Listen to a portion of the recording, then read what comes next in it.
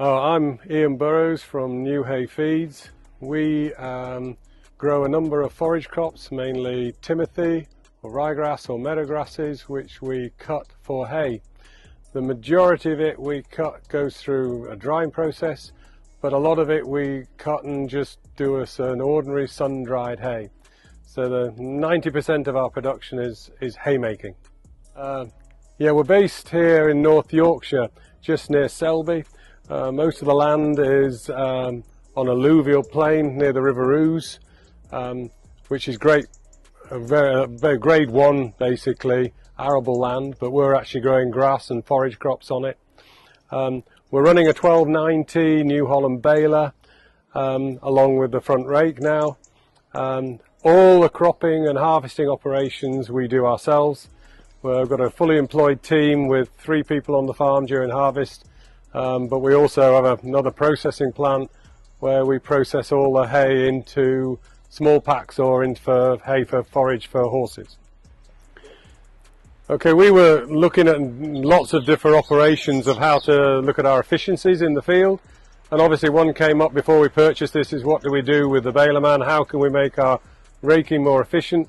As we all know, if you're raking hay, you end up having a man in the field quite often quite a bit ahead of the baler. Well, that was an expensive operation, especially with the changeable weather for us. So we were looking at how can we change that. We found the front mounted rakes a good option, but weren't quite sure how their efficiencies were with regard to the row it produced to get a really even bale density. And that's why we went for this rake, because we found that we've got a much more even, denser row, to produce a much more even density of bale. And that was ultimately what we were looking for. We also had the flexibility of sending one man to the field, and I think with the fuel doing what it's doing recently on the prices, we were looking at how can we make that more efficient, and that obviously was a place. And also our labour costs, that was a big issue as to how do we make things more efficient. So there was a number of factors that changed and influenced why we went for this type of machine.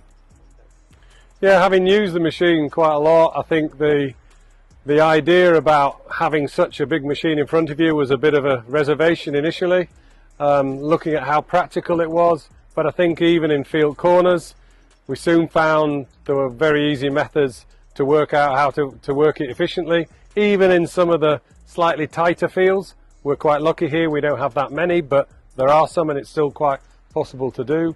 I think the ease of use with regard to the camera system and the lights and driving down the road and to and from fields, that actually wasn't as difficult as we thought. And quite often when you look at this thing sticking out in front of you, you think, oh, it's going to be quite difficult, but actually it handles very evenly, it's quite stable. I don't think that's a problem either. In the field, in its operation, I think undulating over the field was never an issue. We were obviously concerned about that. But the picking up the material out of the field and how even it flowed, we were very happy, and it's been very easy to use actually.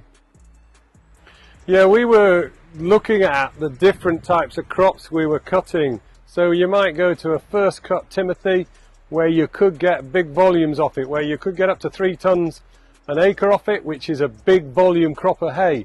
So our concern was, could this machine handle it? What was actually probably to our surprise, not only with the ability to pick it up, but also altering the rotor speed and also the compression roller prior to going under the tractor, that was a great advantage. We were concerned about the front wheel because some of the crops were sort of getting to the top of the front wheel.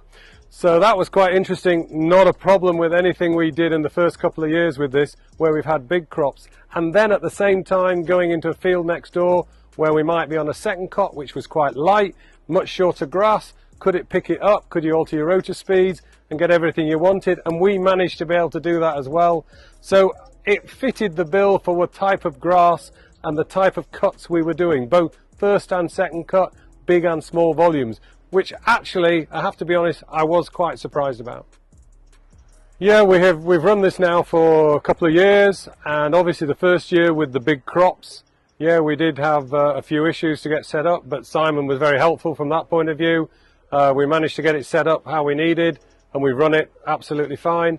I think with the couple of issues we have with the tines and with the wheel swingings, he's done everything we've needed to do and backed us up very well with it, and we're generally very happy.